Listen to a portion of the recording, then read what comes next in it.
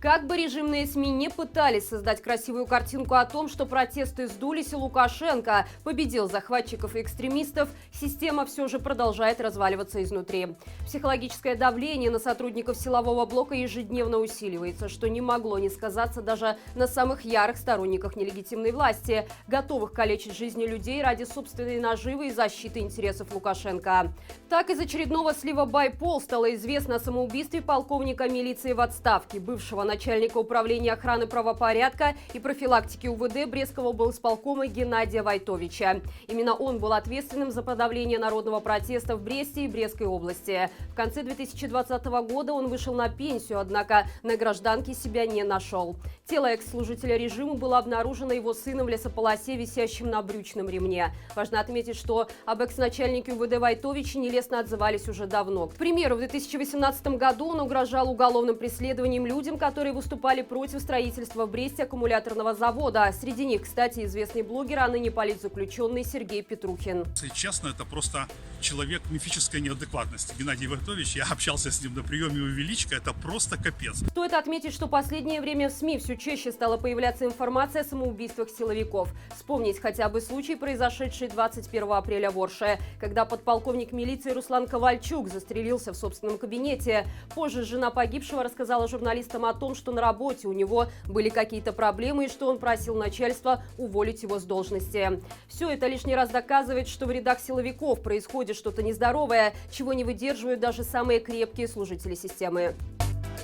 И в продолжение темы о силовиках. Вчера вечером в Минске задержали двух бывших милиционеров, которые ранее уволились из органов в знак несогласия с репрессивной политикой режима. К одному из них, ныне фитнес-инструктору Егору Емельянову, неизвестные в гражданском, пришли прямо на работу. Сейчас он находится на Окрестино, о причинах его задержания родным не сообщили. Мужчина заявил о своем увольнении еще 11 августа во время брутальных разгонов массовых протестов против фальсификации выборов. После того, как Емельянов подал рапорт, его задержали, обвинив в организации массовых мероприятий. Однако в этот раз экс-силовика суд оправдал, но с учетом тенденции к наращиванию атмосферы устрашения в рядах милиции не исключено, что последнее задержание может быть связано с уголовным преследованием.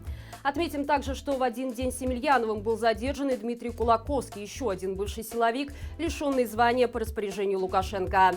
Видимо, самодержец не хочет отдавать не только любимую, но и своих красавцев, действуя по принципу «так не доставайтесь же вы никому». В Бресте сегодня вынесли приговоры 13 участникам так называемых брестских беспорядков. По версии следствия, из-за действия обвиняемых 10 и 11 августа пострадали 24 силовика.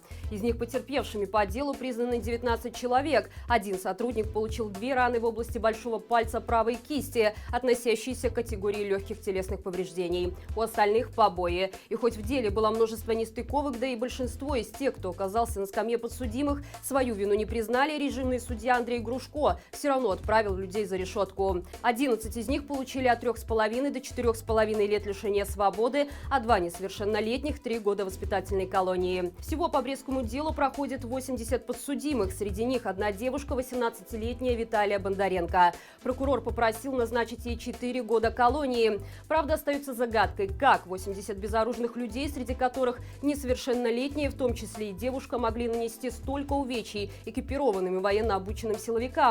Зато неплохой куш удастся заработать на взыскании с обвиняемых $9,5 тысяч за причинение ущерба государственному имуществу. Различные запреты – это суровая реальность современной Беларуси. По своим масштабам они уже вплотную приблизились к северокорейской атмосфере тотального контроля над всеми сферами жизни людей.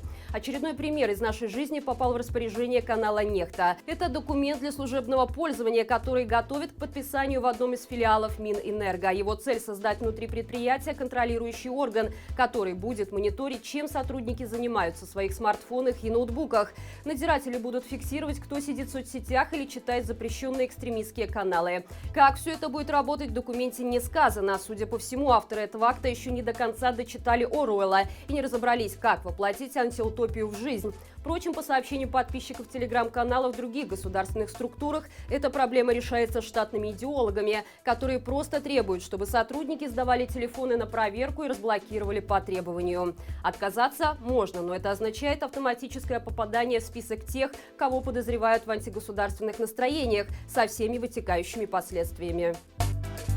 Кажется, в отношениях Кремля и белорусского Дучи возникли серьезные разногласия. Внимание Лукашенко неожиданно привлек газпромовский долгострой в центре Минска.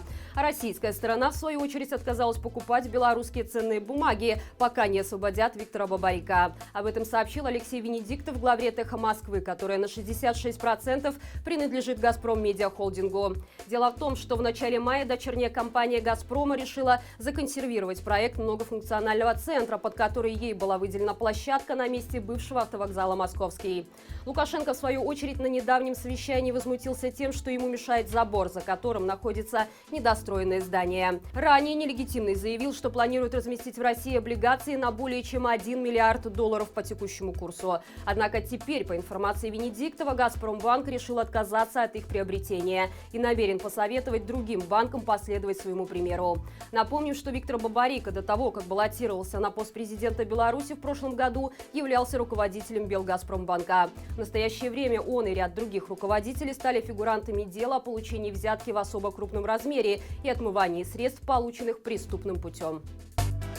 Очередная законотворческая идея родилась в головах карателей из ГУБОПИК. Силовики настаивают на включении БЧБ-флага в список экстремистской символики. Дескать, они, как потомки победителей Великой Отечественной, не могут равнодушно взирать на символ предателей. Под последним силовики подразумевают эпизоды военного времени, когда некоторые организации, сотрудничавшие с оккупантами, использовали БЧБ.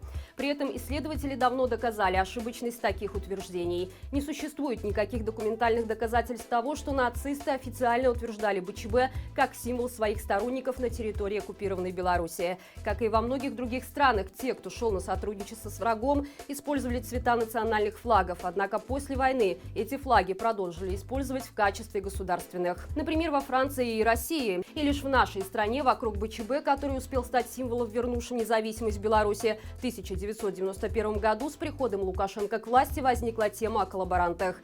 Очевидно, что такая риторика не имела ничего общего с реальной исторической памятью народа, для которого БЧБ всегда будет символом независимости. Изначально под родным флагом на митинги стали выходить противники Лукашенко, и за почти 3 десятка лет у руля у нелегитимного накопилось много неприятных воспоминаний по этому поводу. А верные красавцы только рады в очередной раз выслужиться перед хозяином. Авось внеочередные премии за такую грандиозную инициативу накинет. И это все на сегодня. Желаю всем хороших выходных и приглашаю завтра в 17:00 на наш традиционный прямой эфир с моим коллегой Дмитрием Семеновым. Берегите себя и живи Беларусь!